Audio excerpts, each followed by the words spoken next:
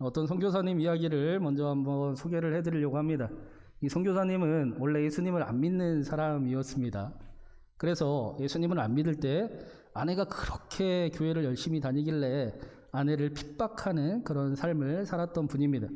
하루는 아내를 그렇게 핍박을 해도 아내는 계속 교회를 다니고, 또 아내 입장에서는 그 선교사님을 어떻게든 예수님을 믿게 하려고 하는 상황 속에 아내가 다니는 교회에서 야유회를 가기로 한 겁니다. 그래서 오늘이다, 이날이다 라고 그 아내가 생각을 하고 남편에게 교회 가서 예배는 안 드려도 되니까 우리 맛있는 음식 먹고 옵시다, 야유회 한다니까 거기 갔다 옵시다 라고 이야기를 한 거예요. 그 남편의 입장에서도 아내가 혼자 교회를 가버리면 항상 쉬는 날 밥을 혼자 먹는 게 불편했기 때문에 그래 그냥 맛있는 거라도 한번 먹고 오자라는 생각에 하도 조르니까 이제 오케이를 했습니다. 그리고는 시간이 지나서 이제 야유회 날이 된 겁니다. 그런데 야유회를 가려고 아침에 나서려고 준비를 하고 보니 비가 쏟아지기 시작을 하는 거예요. 비가 막 억수로 쏟아집니다. 그래서 남편이 생각에 속으로 예수님 믿는다는 사람들이 야유회 간다는데 비가 오고 있네. 하나님을 믿는다는 사람들이 야유회 한다는데 하늘에 그런 분이 안 계시나 봐 라고 생각을 하면서 비웃었습니다. 그리고는 이제 약속을 했으니까 어쩔 수 없이 약속의 장소인 야유회로 갔는데, 그 야유회를 시작할 때 목사님이 기도를 하시는데 또 기도하시면서 하나님 비를 멈춰 주시옵소서, 하늘이 깨끗하게 해가 비치게 해주시옵소서 라고 기도를 하는 거예요. 그런데 모든 성도들이 또 목사님의 기도에 아멘 하는 겁니다. 그래서 이분이 속으로 비가 멈추나 봐라 라고 생각을 하고, 또 아내가 하도 교회 가자 한 이야기가 있어서 그래 비가 멈추고 해가 비치면 내가 예수님 믿겠다라고 속으로 혼자 딱 생각이 든 겁니다. 그래서 그 생각에 화들짝 놀래서 다시 해가 비치고 구름이 한 점도 없어야 내가 예수님 믿겠다라고 또 한 번 더 다짐을 이야기를 했어요. 어떻게 됐겠습니까? 기도를 마치고 나니 비가 그치기 시작을 하고 해가 비치기 시작을 하는 겁니다. 이 남편분이 놀래서 그래 구름이 한 점이라도 있으면 괜찮아 하고 봤는데 구름도 한 점이 없는 그런 날씨가 펼쳐지는 겁니다. 이 사실은 아무에게도 이야기한 것이 아니어서 그냥 속으로 자기가 이런 일이 있었구나 하고 넘어가도 될 일인데, 근데 그게 마음대로 쉽지가 않습니다. 마음이 두근두근 심장이 두근두근 거리기 시작을 해요.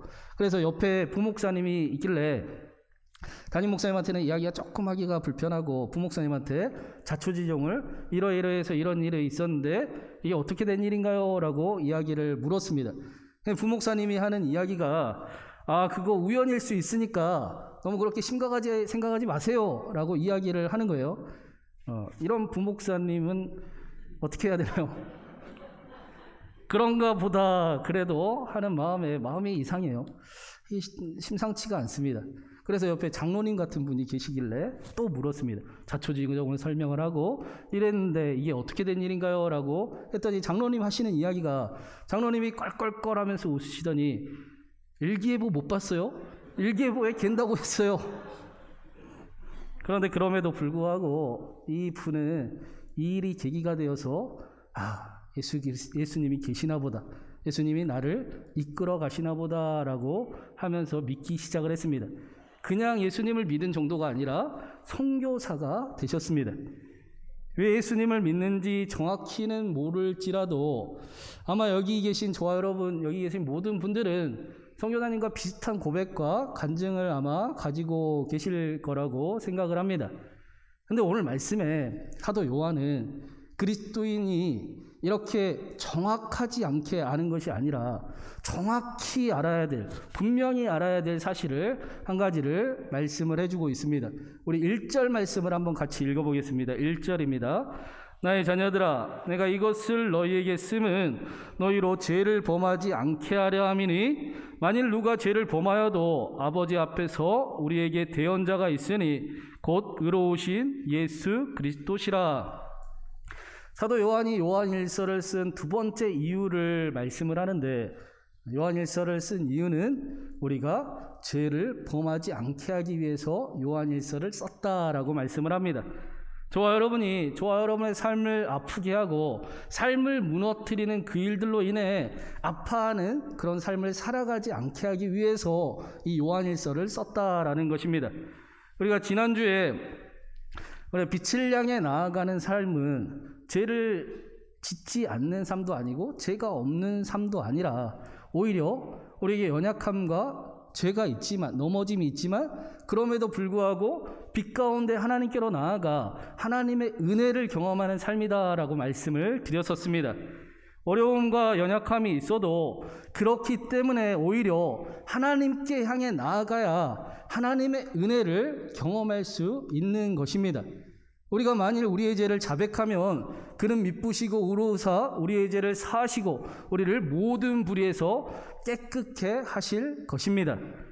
우리가 빛을 향해 나아갈 때에 우리는 하나님이 얼마나 믿을 만한 분이신지를 경험하게 되고 하나님께서 저와 여러분을 그럼에도 불구하고 얼마나 사랑하시는지를 깨닫게 되고 하나님께서 진짜로 구원해 주시는 분, 도와주시는 분, 살아계신 분이구나라는 것을 경험할 수 있는 것입니다.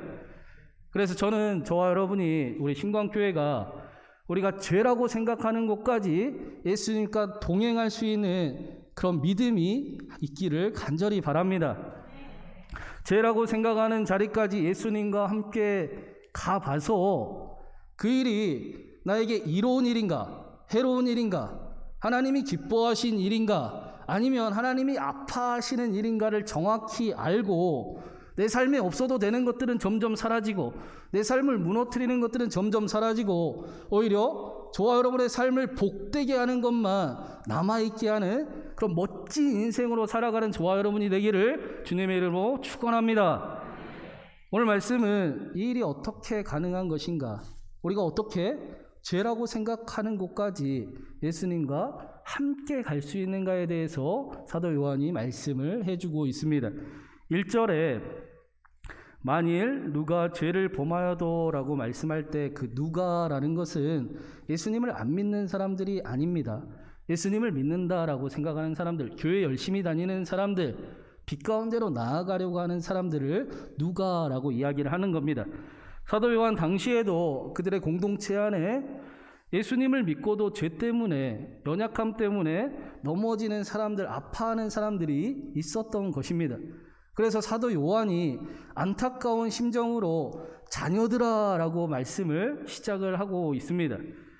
우리 모두가 죄의 문제를 가지고 살아가는데 만일 누구라도 죄를 범하거든 반드시 대언자이신 예수 그리스도가 계심을 기억해야 된다.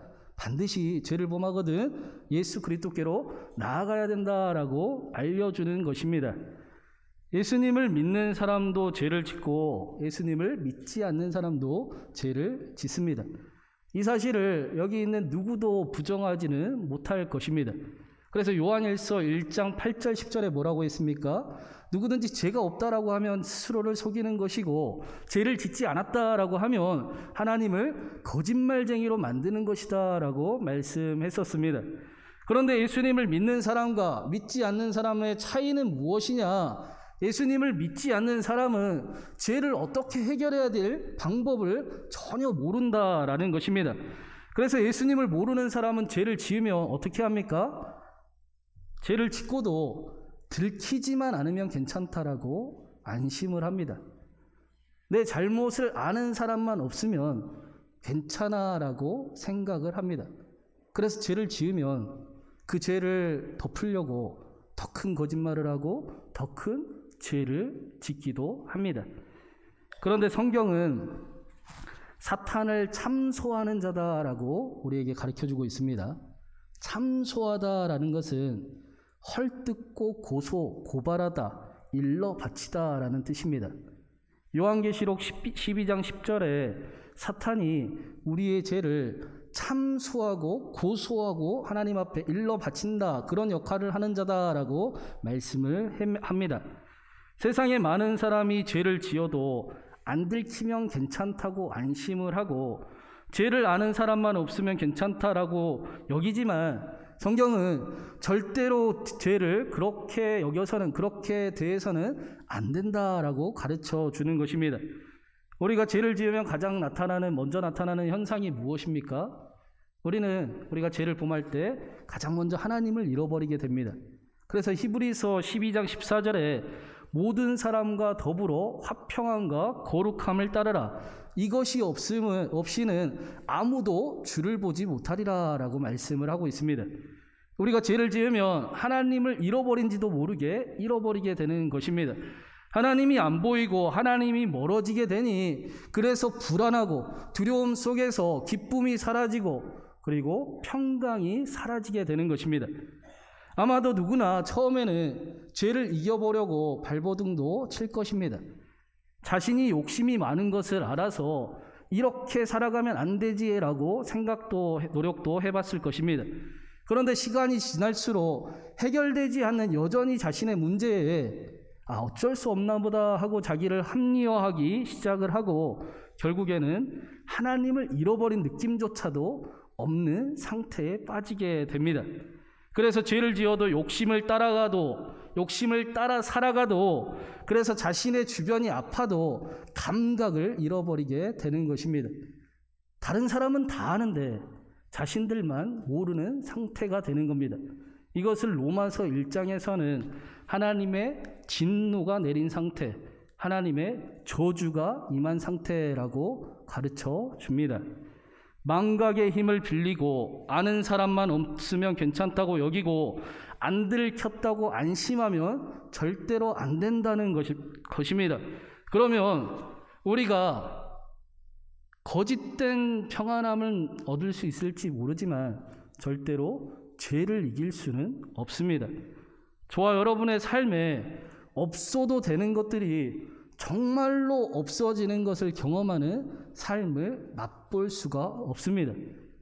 저와 여러분의 삶에 예수님이 그리스도 구원자가 되시는데 그분이 실제 하시는 것을 경험해 볼 수가 없게 되는 것입니다.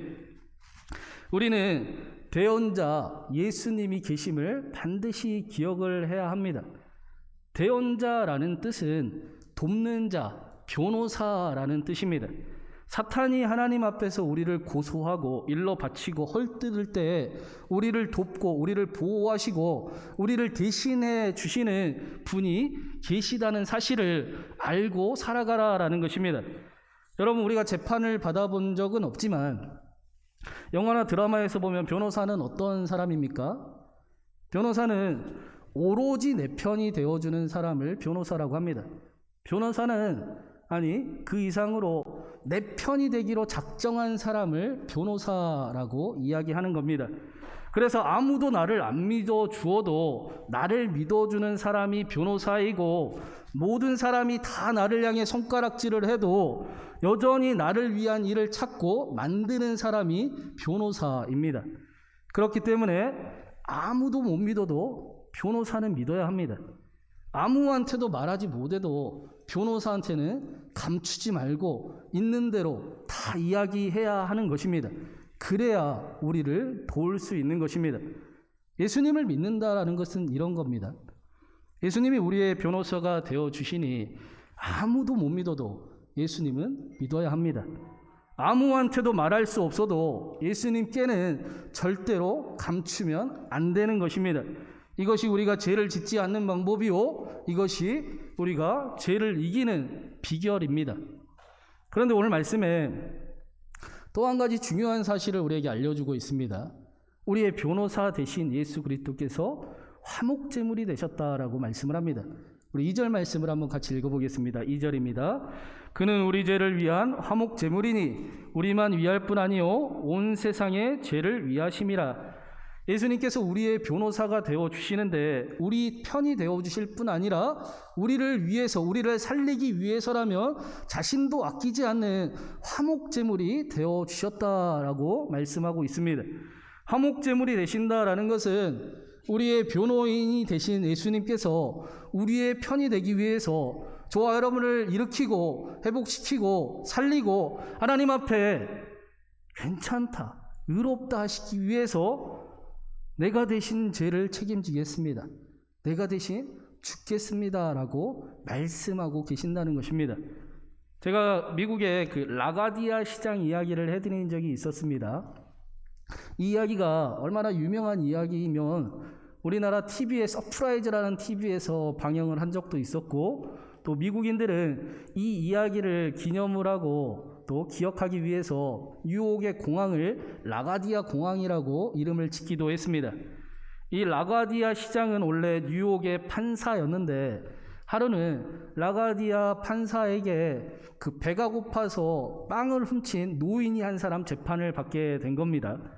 라가디아 판사가 노인에게 재판장에서 물었습니다. 이전에도 빵을 훔친 적이 있습니까? 아니요, 한 번도 없습니다. 그렇다면 왜 빵을 훔쳤습니까? 일자리도 없고 돕는 사람도 없고 배식도 없어서 일주일 동안 우리의 손자들이 죽어가는 모습을 볼 수가 없어서 빵을 훔칠 수밖에 없었습니다 라고 이야기를 합니다. 라가디아 판사가 다시 물었습니다. 당신의 행동은 명백한 범죄입니다. 그러면 이곳에 만약에 다시 나가게 되면 다시는 이 범죄를 저지르지 않을 것입니까? 라고 물으니 이 노인은 자신의 상황을 뻔히 알고 있어서 빵을 훔치지 않고는 손자들이 굶어 죽을 수밖에 없고 자신도 먹고 살 수가 없기 때문에 아니요, 그럴 수가 없습니다 라고 대답을 합니다. 노인의 진술을 다 듣고 라가디아 판사가 판결을 이렇게 내립니다. 당신의 사정이 아무리 딱하다 할지라도 남의 물건을 훔친 것은 명백한 범죄입니다. 그러므로 나는 당신에게 $10의 벌금형을 선고합니다. 그러나 이 노인이 빵 한 덩어리를 훔친 것은 비단 이 노인의 책임만은 아닙니다. 이 노인이 빵 하나도 구할 수 없는, 아무도 도와줄 수 없는 그런 상황을 만든 우리 모두의 책임이기도 합니다. 그러므로 저는 판사로서 큰 책임을 느끼는 바 본인에게도 $10의 벌금형을 선고하고 이 벌금이 이 노인의 벌금을 대신할 것입니다. 또한 이 자리에 앉아있는 여러분에게도 각각 50센트의 벌금형을 동참해 주실 것을 공고하는 바입니다 라고 모자를 다 돌리니 전부 다 50센트씩 자신의 그 벌금을 내고 이 노인에게 그 돈을 쥐어주고 이 노인을 밖으로 내나가게 해 주었다라고 합니다. 이 일이 얼마나 사람들에게 감동을 주고 힘이 되었으면 미국인들이 뉴욕 공항의 이름을 라가디아라고 전하고 온 세계가 이 일을 기억하는 일들을 하기도 합니다. 그런데 오늘 말씀에 예수님께서 저와 여러분을 위해서 하나님의 재판장 앞에서 사탄이 우리를 무너뜨리려고 협박하고 일러 바치고 우리를 무너뜨리려고 할지라도 예수님이 우리의 편이 되어주시고 더 나아가 우리를 위해서 화목제물이 예수님이 책임져 주시는 일을 하셨다라는 것입니다.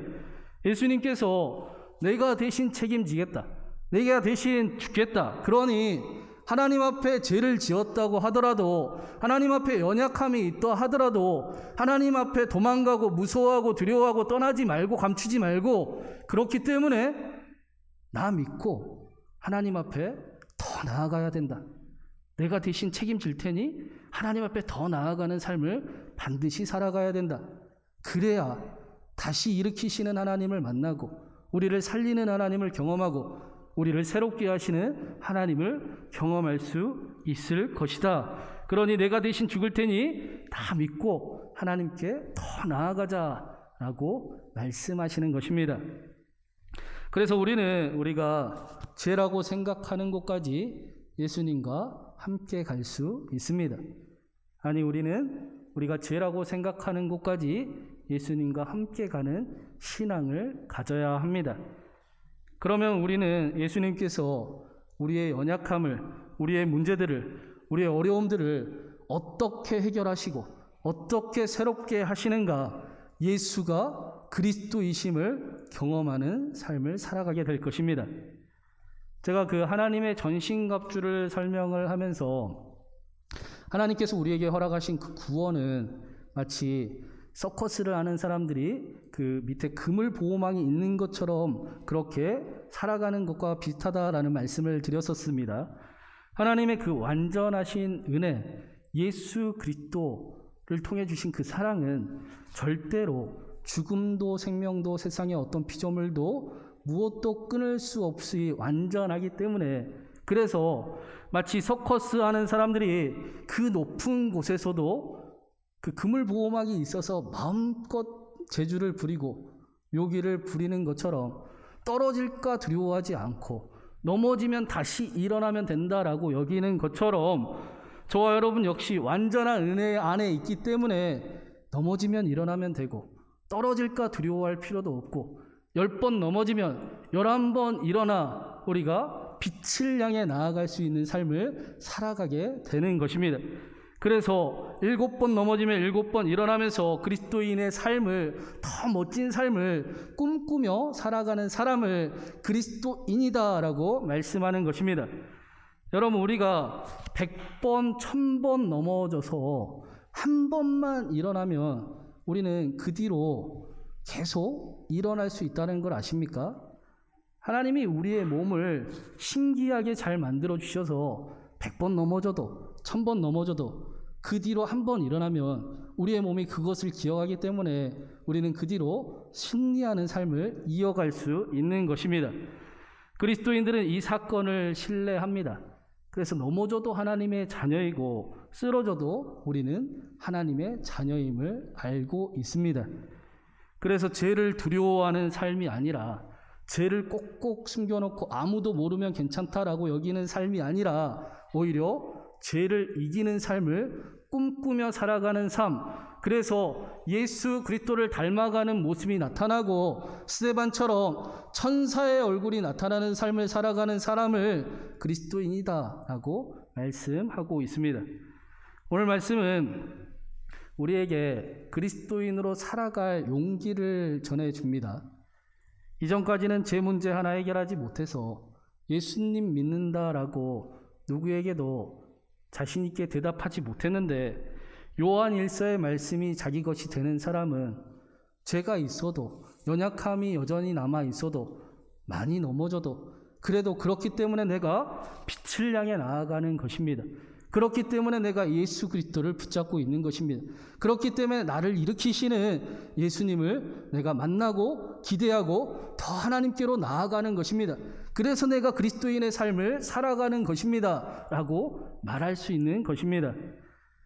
마지막으로 헨리 나우엔의 그 유명한 책이지요, 상처 입은 치유자라는 책에 그 탈무드 이야기가 하나 나오는데 마지막으로 하나 소개를 해드리겠습니다. 그 한 랍비가 엘리야에게 찾아가서 물었습니다. 메시아는 언제 오시는 것입니까? 라고 랍비가 묻자 엘리야가 대답하기를, 가서 그분에게 물어보십시오 라고 대답을 합니다. 그러니 랍비가 다시 엘리야에게, 그러면 그분은 지금 어디 계십니까? 라고 물으니 엘리야가 성문 앞에 앉아 계십니다. 마지막으로 랍비가 또 묻기를, 그러면 내가 그분을 어떻게 알아볼 수가 있습니까? 라고 물으니 엘리야가 대답하기를, 그분은 온몸이 상처투성이인 가난한 사람들과 함께 있을 것입니다. 그런데 가난한 사람들은 자신의 몸에 있는 상처를 한꺼번에 감고 한꺼번에 붕대를 풀었다 감을 거지만, 그분은 자신의 그 몸에 있는 상처를 하나씩 하나씩 감았다 풀었다 하시면서, 아마 내가 도움이 필요한 사람이 있을 것이다. 그때는 잠시도 지체하지 않고 내가 내 붕대를 풀어서 그를 도와줄 것이다 라고 이야기하며 앉아 계실 것입니다 라고 이야기를 했습니다. 탈무드는 메시아가 언제든지 자신을 필요로 하는 사람들을 위해 준비하고 계시다라고 말씀하는 것입니다.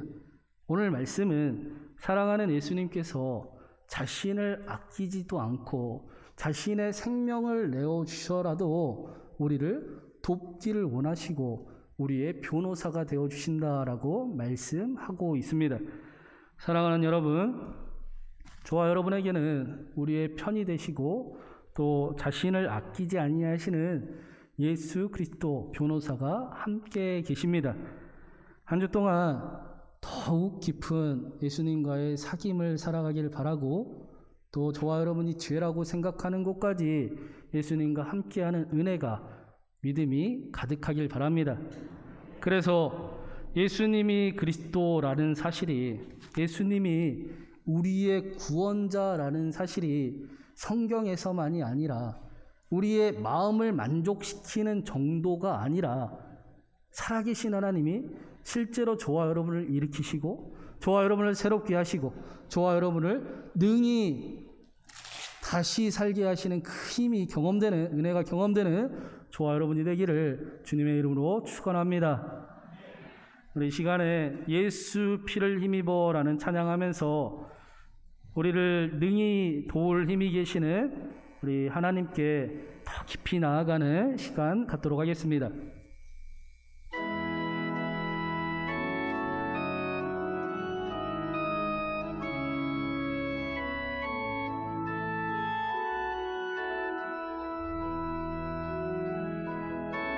주의 보좌로 나아갈 때에 어떻게 나가야 할까?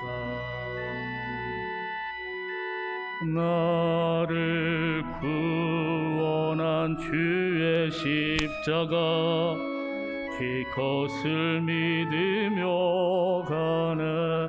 주의 보좌로 나아갈 때 주의 보좌로 나아갈 때에 나 여전히 부족하나.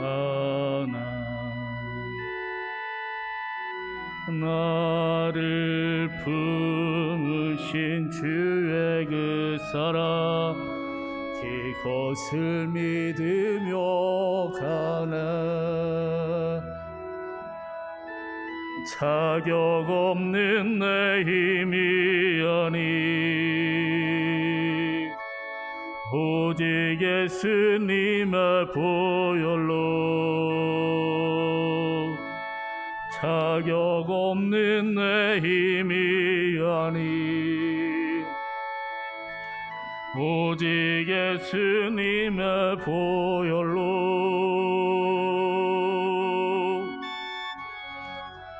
십자가의 보혈 완전하신 사랑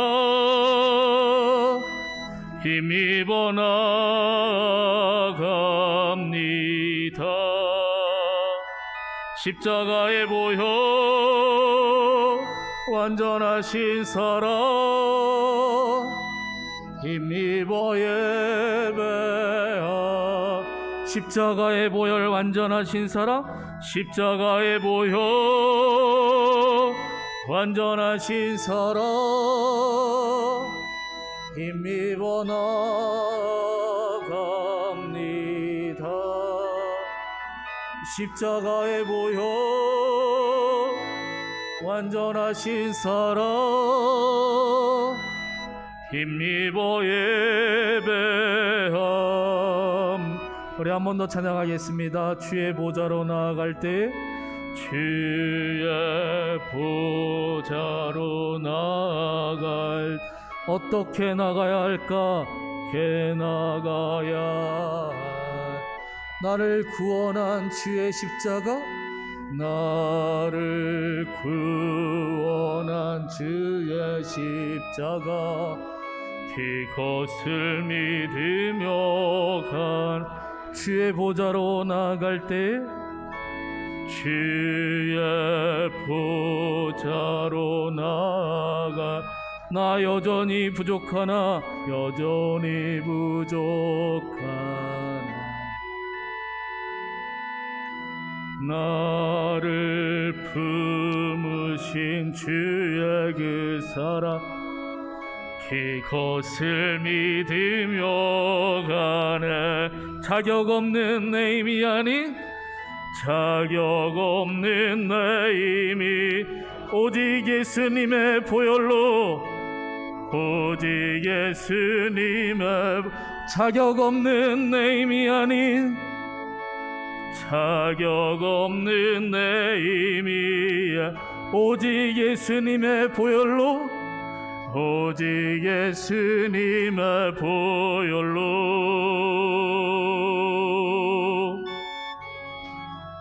십자가의 사랑 완전하신 사랑 힘입어 나아갑니다. 십자가의 보혈 완전하신 사랑 힘입어 예배. 우리 마지막으로 십자가의 보혈 완전하신 사랑 십자가의 보혈 힘입어 나아갑니다.